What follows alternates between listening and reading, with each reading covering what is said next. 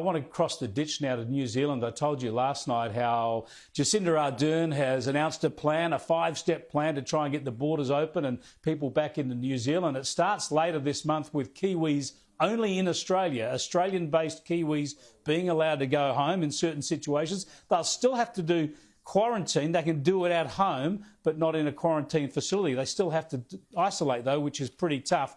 And regular Aussies, the rest of us who just want to go on holiday in New Zealand, we won't be able to do that till July, and the rest of the world won't get in there to October. So I want to bring in Vanessa Skilton, who's a Christchurch-based travel broker.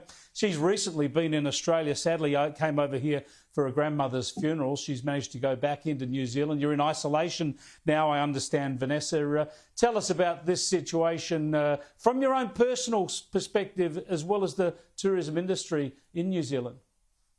Thanks, Chris. Yeah, so I am Australian, so I'm a resident of New Zealand.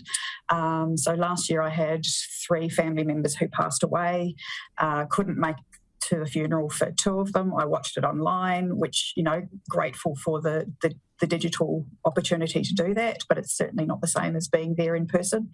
This time it took me, with my father being very, very sick, I think it was about 3 or 4 months planning to try and get over there.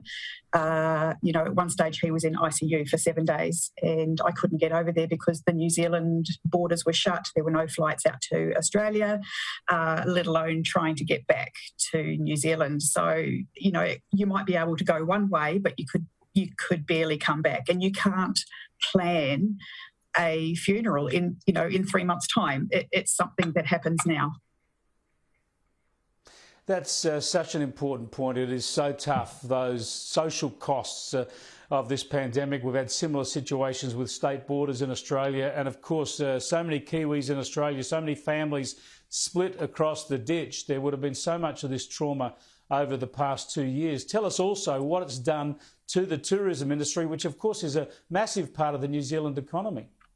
Yeah, absolutely. I mean, everyone is struggling, even domestically. When they opened the domestic borders, we tried to get people to travel nationally, but that just wasn't happening. I mean, even loads of businesses have closed. It's devastating. It's devastating for businesses. It's devastating for people who just can't travel. We went, even just the travel industry alone, Air New Zealand had to let go of a majority of their staff. They're on furlough. The travel agents went from 5,000 to 1,500 people, still just kind of holding in there. So, it's not great. Yeah.